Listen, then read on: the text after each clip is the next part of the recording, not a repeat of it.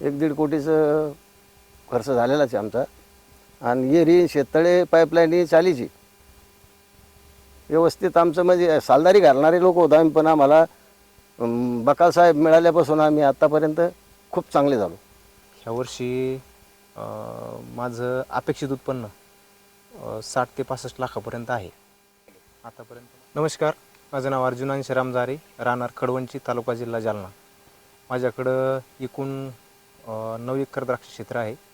त्यापैकी 7,000 झाड SSN आहे, 2,000 माणिक चमन, 2,000 साधी सोनाका.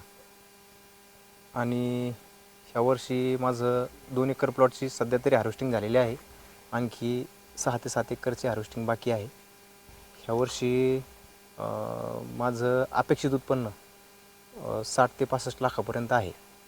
आतापर्यंत माझे 15 ते 20 लाख रुपये झालेले आहे.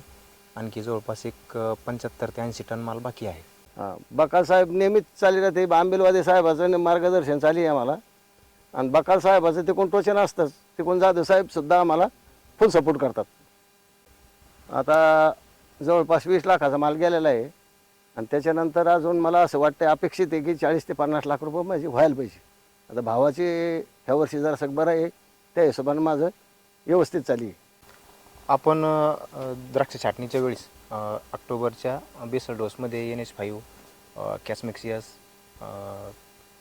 लेप्टर व्यायाम आणि परत सिलिकॉन याचा बेसल डोसमध्ये वापर केला.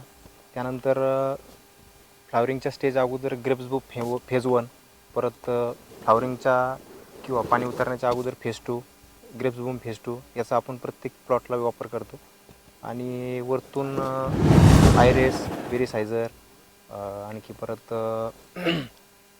परिस प्लस, आणखी लुकॉनचा पण ह्या वर्षी वापर केला. खूप व्यवस्थित रिझल्ट आम्हाला मिळाले CPPमध्ये.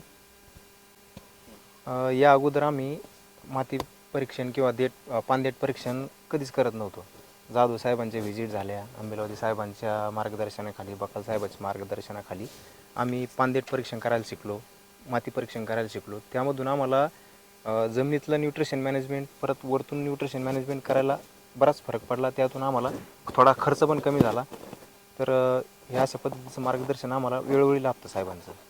जाधव साहेब असो, बकाल साहेब असो, आंबेलवादी साहेबांचं तर 4थ्या-5व्या दिवशी चक्कर असते.